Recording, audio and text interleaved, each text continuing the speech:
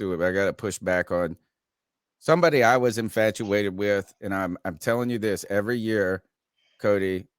When we look at the draft, when we look at all of the effort that you guys look at watching this film, prognosticating what these people, projecting what they're going to do, watching the underwear Olympics, watching the Gesundheit, watching all of their pro day and all of this crap. Zach Wilson, maybe you could say, I mean, he does need more time before you completely give up on this guy. But he has not been good.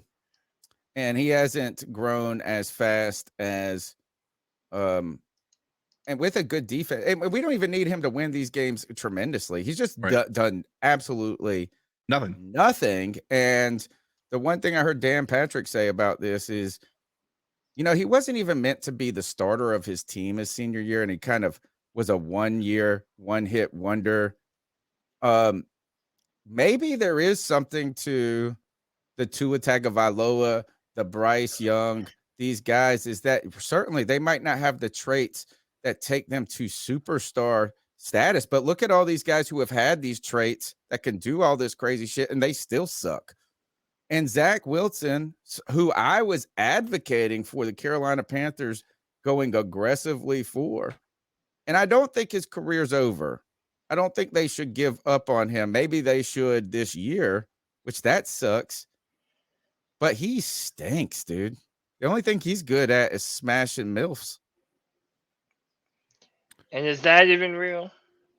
Like, you're right. She's not even a urban legend at this point. Oh, wait, she's only like 40. He's only like 21. Sam Darnold, by the way, is only 24, guys. I think there's a part of this that is what's funny about the Zach Wilson hype is how much of that happened because of his pro day. I know that he was hyped up a little bit prior to that, but his pro day was what made him look like he was far better than Justin Fields. And now Justin Fields is sitting there making them look foolish. Now I know he's got that dislocated shoulder, but I mean, at the end of the day, like if I'm looking at it from the perspective of I know Cody, you like to draft traits. I know you love to focus on those.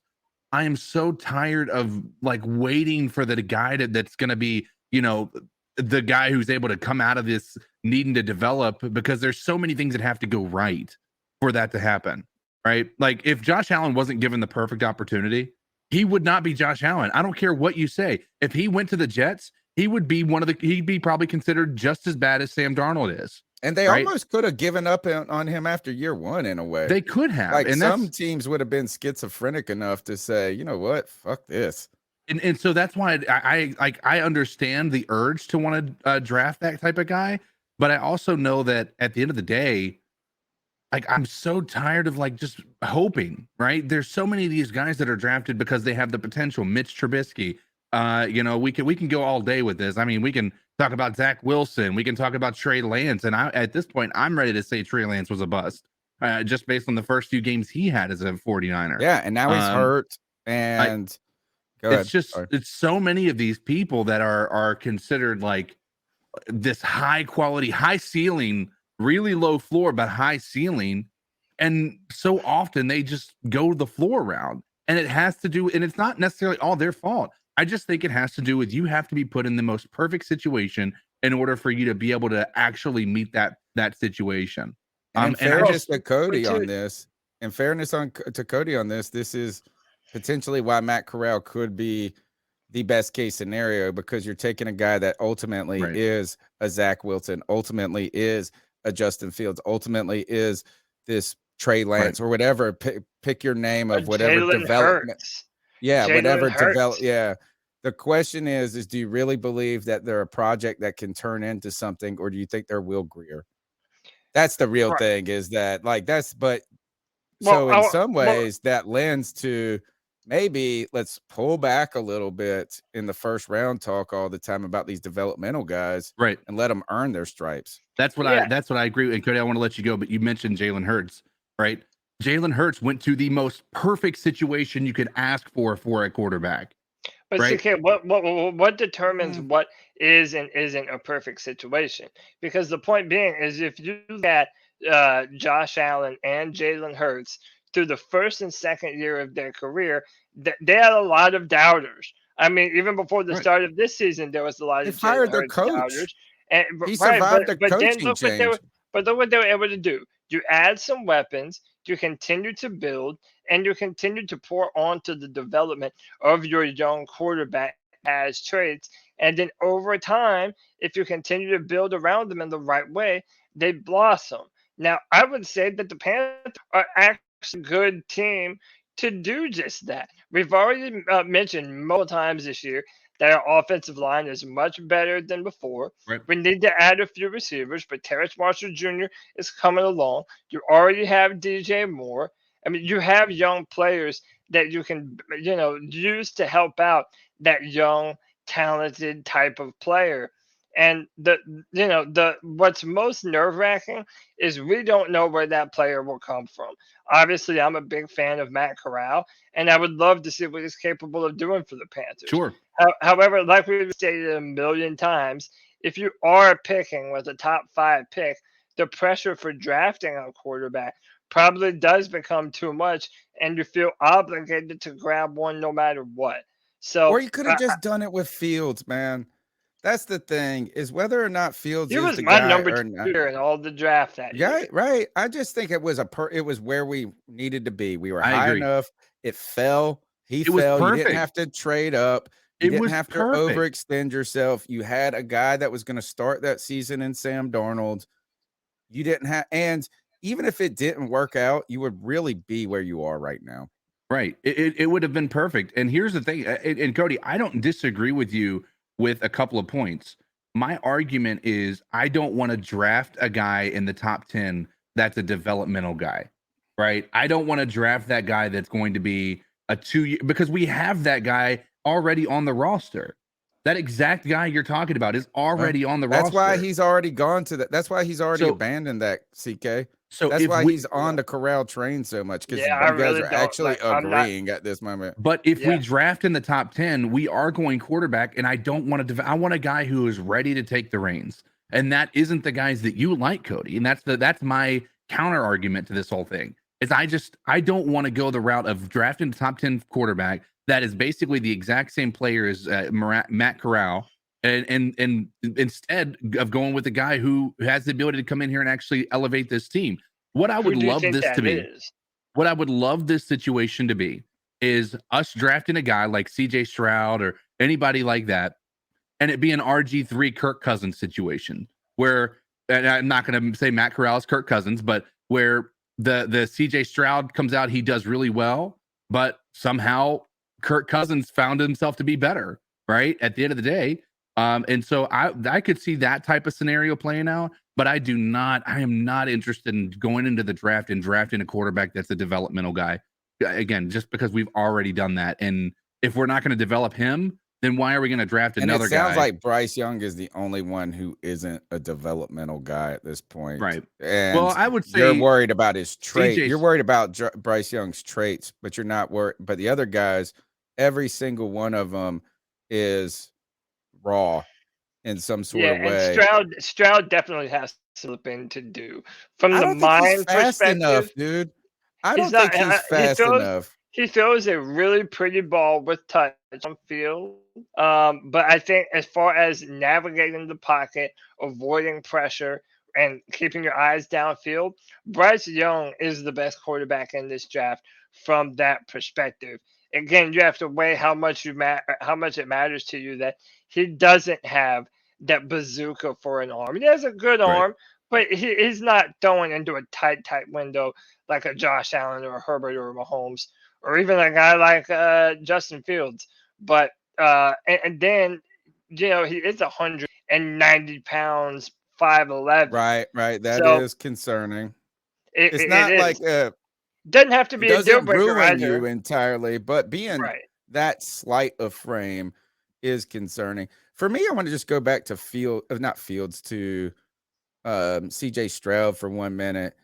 Is the one thing I know about college players is that guys who look athletic and fast on college fields, sometimes when they get on the pro field, they don't look fast anymore, right? Because you are fast around other players who are average, but College. now you're Yeah. where offensive linemen run 4.9s and stupid shit or whatever Right. they run.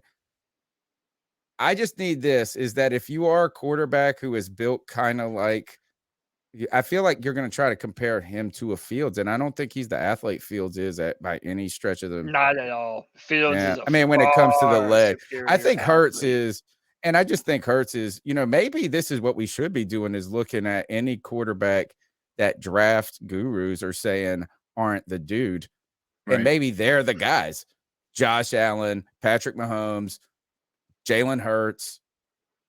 All those Matt dudes are the guys they said. Corral. Matt Corral. There you go. All right. Enough of that. We'll have plenty to talk about that. The real question, really, and maybe you guys are winning me over on this because I think timing is so important to this.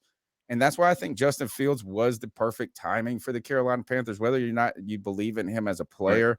I thought we were in a position where you had a coach who had a long enough leash at the moment to get by with it.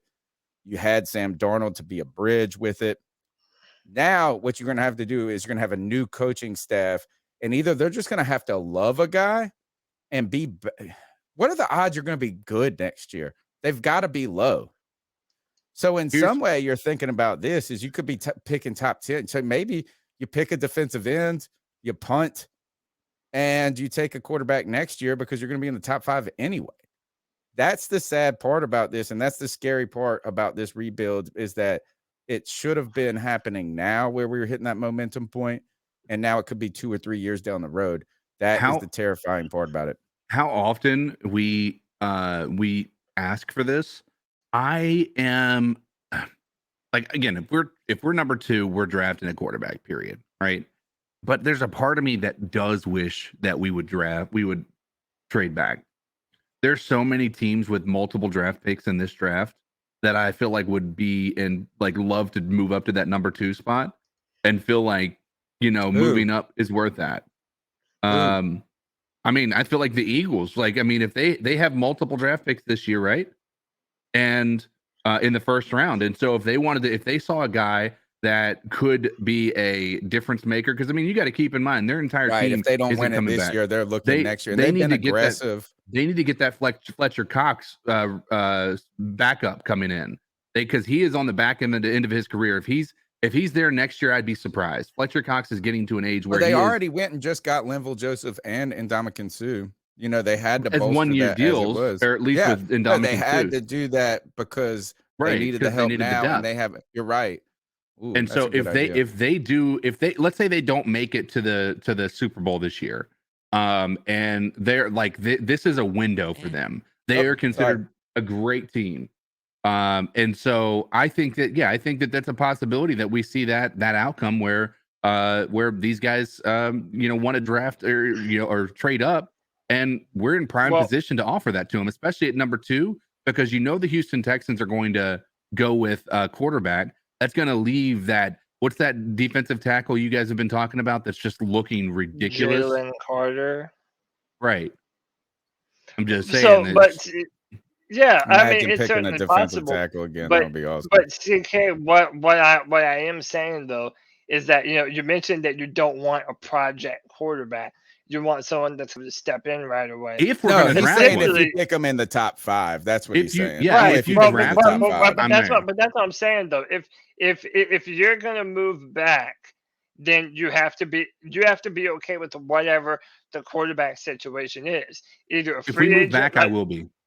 So either a free agent, Jimmy Garoppolo, and then have Matt Corral waiting in the wings. Carr, or whatever the Carr kid. We're going to have Crying Carr. I put my money on this. We're having Crying Carr next year. A Garoppolo, a Derek Carr, whoever it is, and then Matt Corral is there behind him, learning. Or winning. Yeah, and then another thing to add into this, dude, I've already looked at some of the quarterbacks in the next class, and I know it's so cliche, dude. Oh, no, next year, that's the best quarterback class. I know they told us that last year with this class, and now we're already saying they're not good. But Tony, your boy right here, I never directly told you that, did I? I never came out and said. You never did. So, I would say I would agree with that. If anyone has ever trusted my eyes for talent, what I'm telling you is that Dre and Caleb Williams from UNC and USC. Those two dudes are premium talent from passing the football, running the football, reading the field. They literally everything, man. So if you want those can't miss quarterback prospects, even like a Quinn Ewers out of Texas, those are coming in the draft next You get year. the Drake May kid could potential. Isn't Yeah, that his from name? UNC, Whatever the UNC kid. 6'5". Yeah, They Drake said May, don't say. 6'5". Look, that just came up. Look at that perfect timing. I think I understand. I think both you and CK are actually speaking the same exact language. And I think I'm on board at this point. Is that right now is Bryce Young is the only quarterback that kind of is, you think, a number one dude, and even his physical stuff have questions. But say he's off the board with Houston. Say he's off the board entirely. Now you get your pick of the litter at number 2. You can go CJ Stroud. You can go down the list. Is that, like CK is saying, that each one of these has a degree of like you need the upside to work out. Like, it's not, it's their project. That's the word you use. So why can't you just get that same dude at 15? Is that you move back or move into the top of, maybe we move up into the top of the back end of the first and get that Levis or somebody who slips Anthony or whatever. Richardson out of Yeah, Florida. I know everybody wants whoever the dude is that I think CK is saying this, is that a top 5 pick, we don't want a project. And you're saying all of these guys are projects. Yeah, at the end of the day. So we're kind of at an impasse here where they have a discernible flaw, each of them. Right. All right, let's move on to the next topic. Enough of